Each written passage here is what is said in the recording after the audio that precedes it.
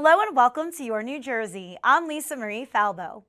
On today's show, we'll learn about how the Morris County Donut Chase will help raise money to support the fight against breast cancer. We'll also learn about the Robbie's World Foundation, which holds retreats for moms of kids with autism.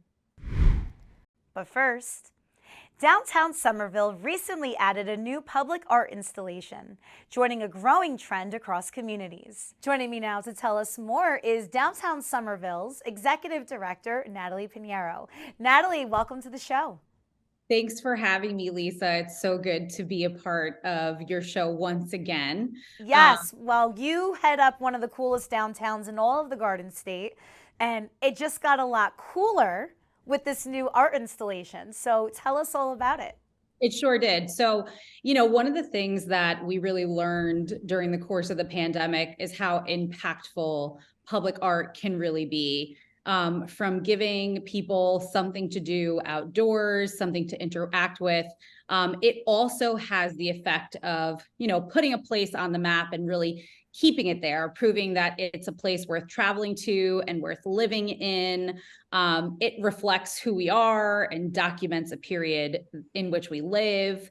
And so really done well, it can contribute to placemaking as much as any well-designed park or signature dining experience. And so we realize that when it comes to reinvigorating our local economy and supporting local tourism, that public art installations and public art projects, placemaking projects, were going to be a large part of that recovery strategy. And so we worked with a public art consultant out of Houston called the Weingarten Art Group to help us come up with a public art plan.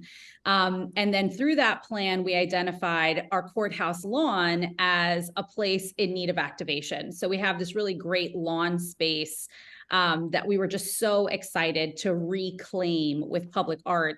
And so with the support of our local county commissioners who gave us a very generous grant that was made possible by American Rescue Plan funds, we were able to commission the artist duo out of Brooklyn, Chowza, to create a custom sculpture installation for that place, for the lawn.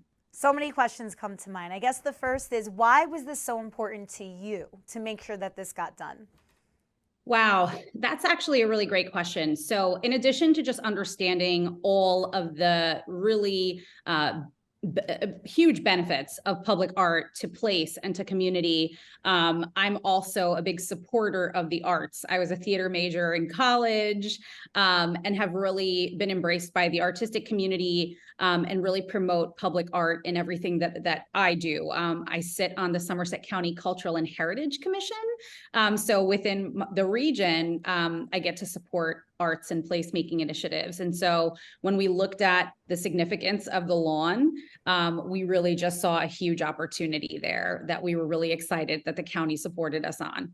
What does this new public art installation bring to the community? Our artist duo, Chowza, out of Brooklyn, were just so great in helping to conceptualize something that was playful, interactive, but yet still played very well with the great historic backdrop that is the Somerset County Courthouse.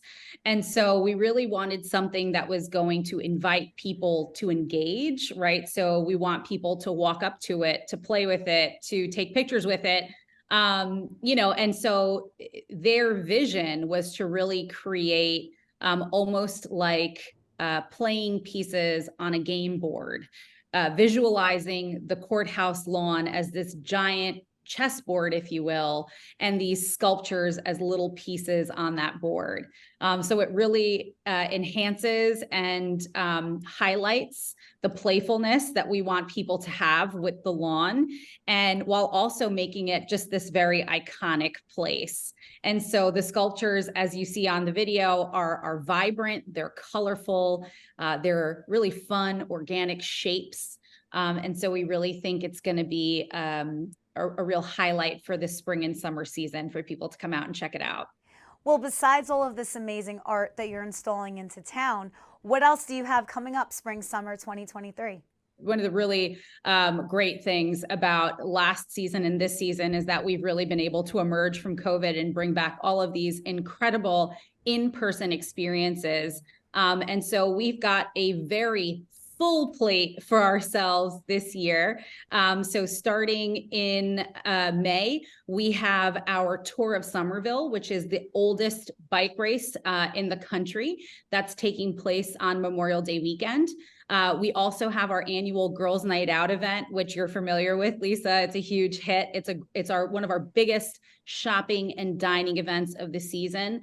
And then we launch our summer events in June, which are our street fair, our cruise nights, which are classic cars downtown, our concert series, the Summer Stage Concert Series, which starts June 3rd, and then our outdoor movies that start in July, along with our Broadway review called Show Tune Sundays that also happens Sundays in July.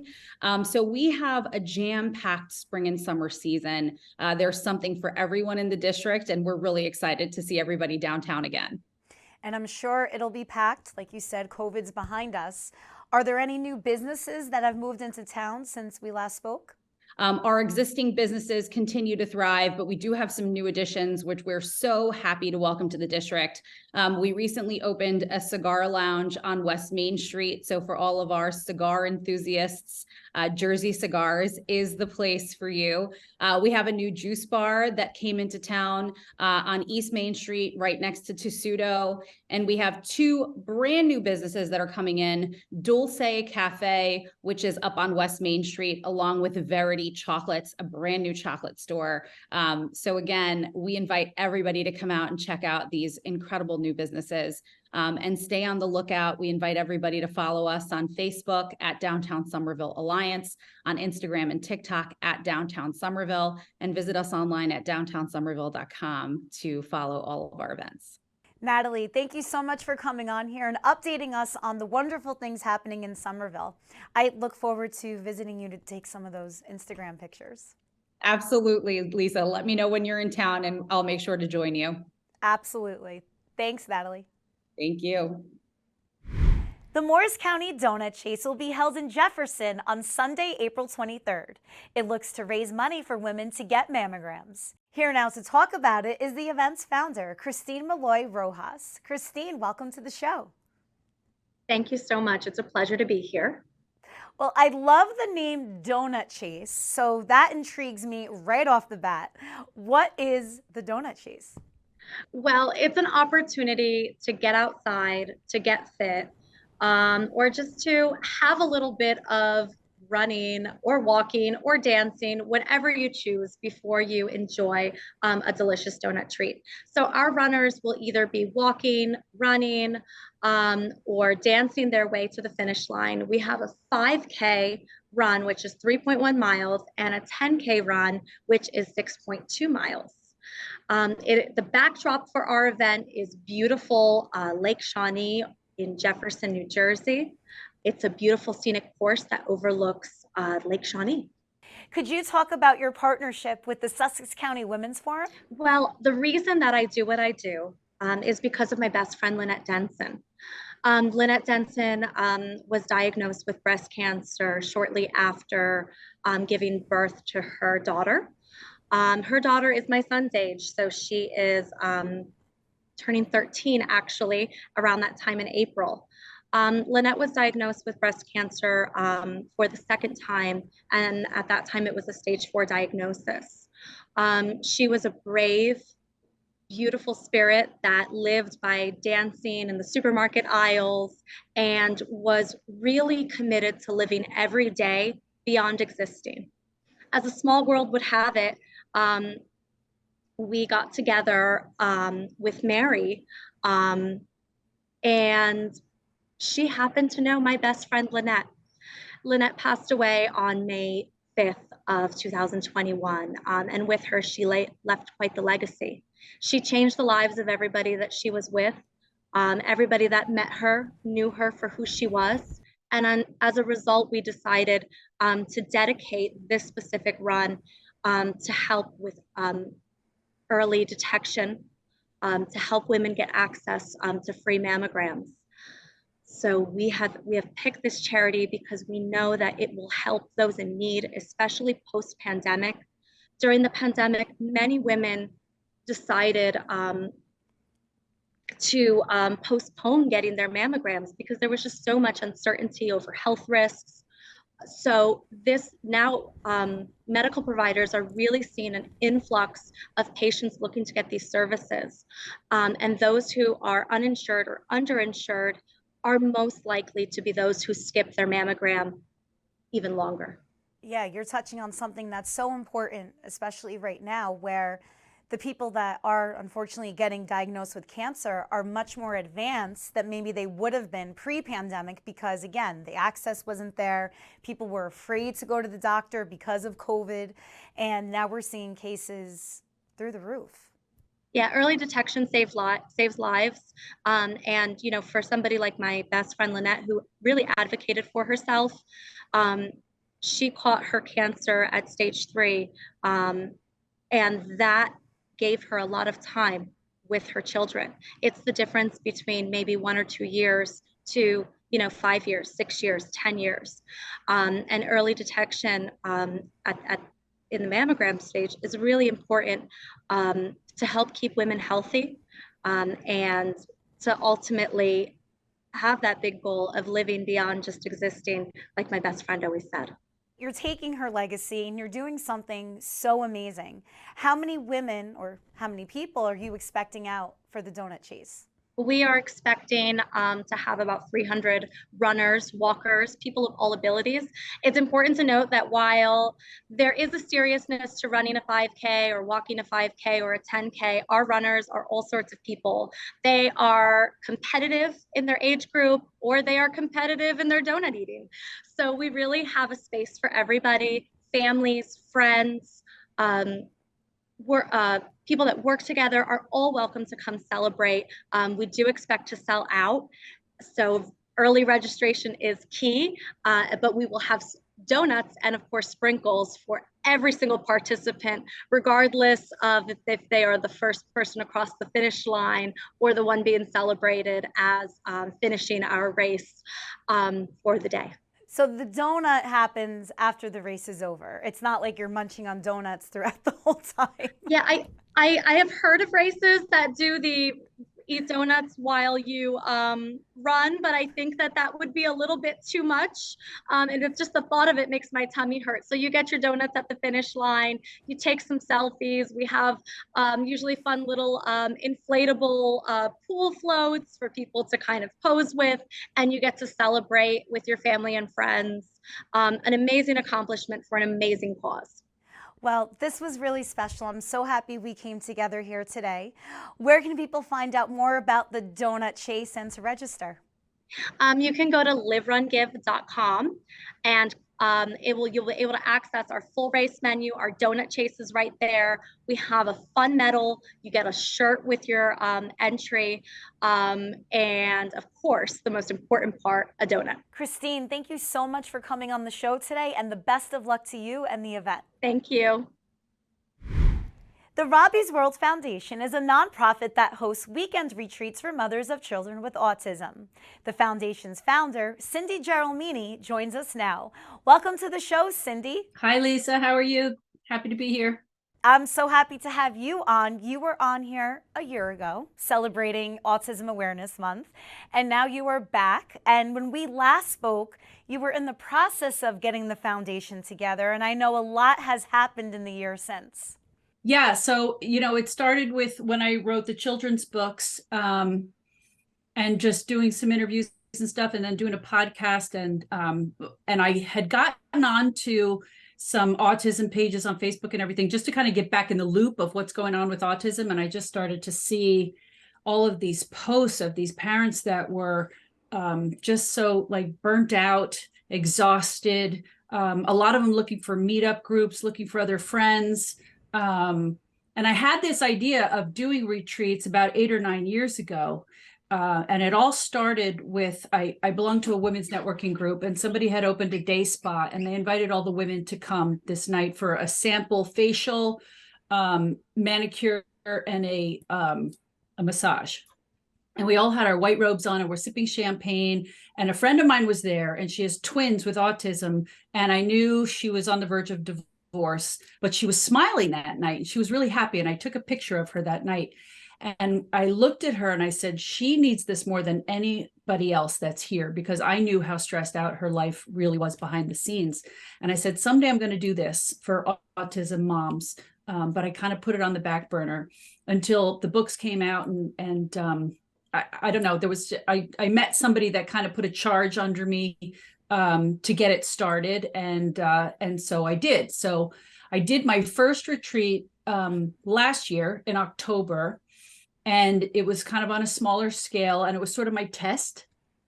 And we had it at a hotel, and a massage school came up from Tom's River, and they gave all the moms a massage. I'm an artist, so I did a paint party for them. We gave them lunch, dinner, and I know that they really have a tendency to get depressed. So I wanted a comedian to come. I thought that was really important to make them laugh. So I found a comedian that has an autistic son, and he came at the end of the night, and they just had so much fun. They had a blast for the whole day. But I think the best part of it is that they met other moms that are just like them, and they're in the same boat. And so there's no, their walls come down, and they can kind of relax, and they don't have to really pretend that their life is perfect, because we know it's not, but we're all in the same boat. So that was kind of my test. And a friend of mine that had helped me pull it together, she had gotten some donations and stuff.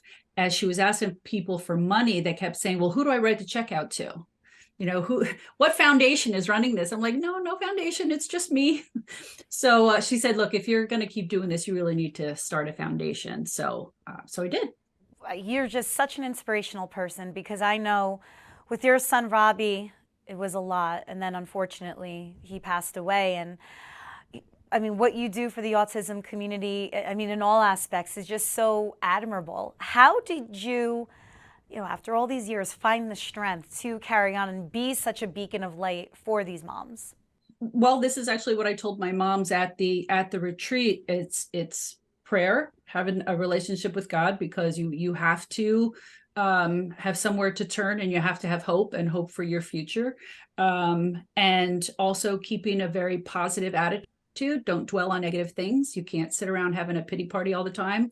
And especially with other parents that have special needs kids, you can't compare your kids to other people's kids. You can't sit around and say, oh, I wish I could have, oh, well, if he wasn't this way, I could, I call it the Cinderella syndrome. A lot of women, we dream of the handsome prince coming along and living in the castle, and, 2 kids and a dog, and having this perfect life, the perfect children, perfect husband, perfect house, and then when that doesn't happen, they can get resentful, they get depressed, whatever. I'm like, you have to let go of all of that, and it's because it's a fantasy. You have to look at your life for what it is, and you have to appreciate all the little things. Like with Robbie, he was 27 years old and he still wore a diaper, and he was still watching Disney movies, and he couldn't talk. And I never sat around saying, oh, well, he would have been getting married now. My mind didn't even go there. I just loved him for who he was. And he had a great sense of humor. And I just always would find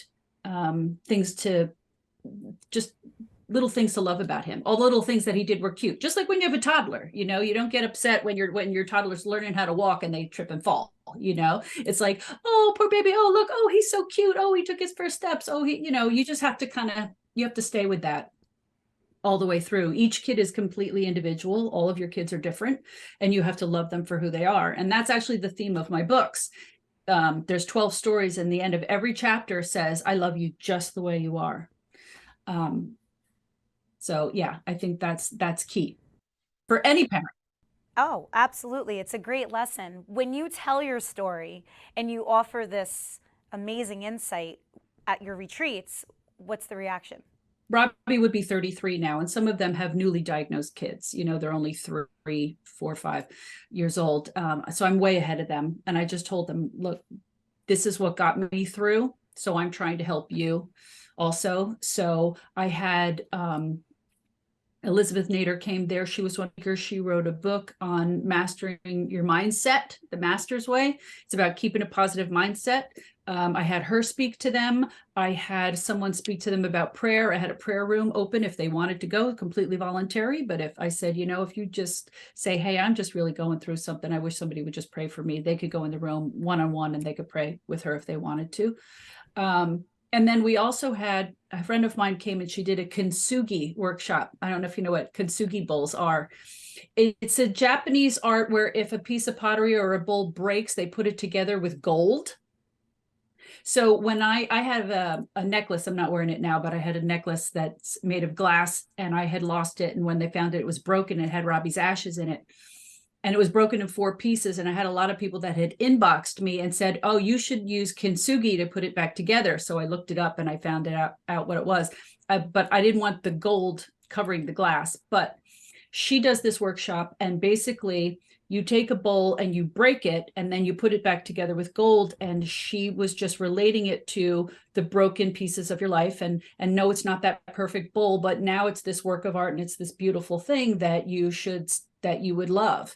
And I passed through the room where she was telling everybody, you know, maybe you don't feel broken, but maybe the world has told you that your child is broken. And every time I say that, I feel like I'm going to cry, you know.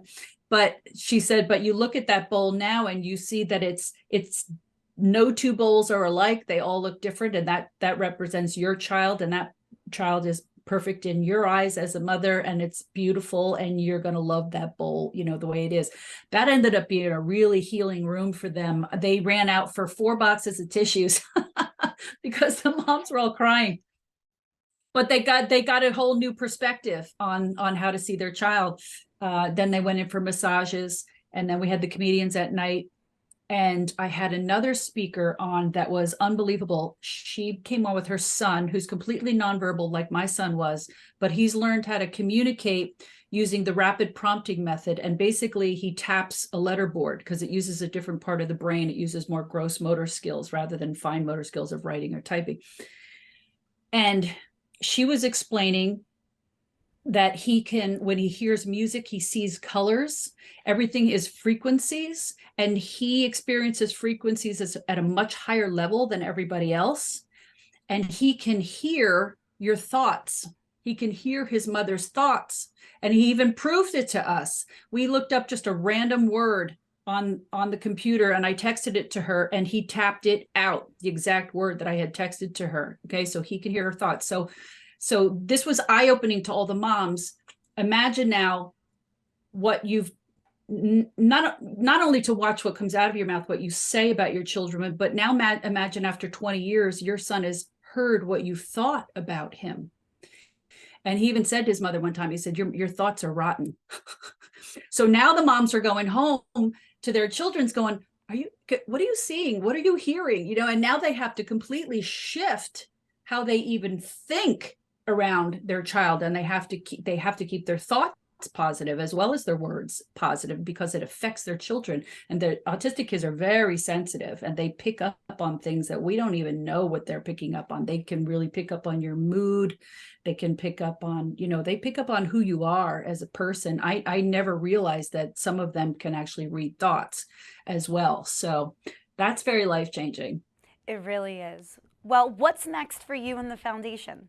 So we just had a retreat. We're going to do another one next year. I'm going to do it over the summer. I have a hotel room reserved down in Toms River. We're going to do a like a mini vacation down the shore, because that's something that's really hard to do. I know I never went on vacation with my son because he would elope, meaning he would run away, and he was fascinated by water, and most autistic kids are fascinated by the water. So I was always afraid he was going to run away and run off to the ocean or whatever. And also you worry about getting weird looks from other people and everything. So, but if you go down as a group and you're all together, you're kind of in this secure environment, you know? So we're going to do that. We're going to go down the shore for 2 days. Yeah, well, if there's anybody that can make that happen, it's certainly you. Where can people find out more about you, the books, and the foundation? Oh yeah, and that's the other thing I wanted to mention is the books too. my goal is to get these books into elementary schools all over the country, because it teaches little kids how to understand autism, and they have all these inclusion classes in school now. So what better way to teach other students, the neurotypical kids, how to understand their autistic peers than to read them a children's story. So I'm working on that. I'm working on that, how to get that out there. So they can find out, the website is called robbiesworldbook.com. Everything is on there. We have my podcast is on there, the YouTube channel. They can see my son Robbie on the YouTube channel. The books are on there, the foundation. We also sell t-shirts. If anybody wants to order a shirt, everything is on the website. They just have to go there and they can find everything on there, robbiesworldbook.com.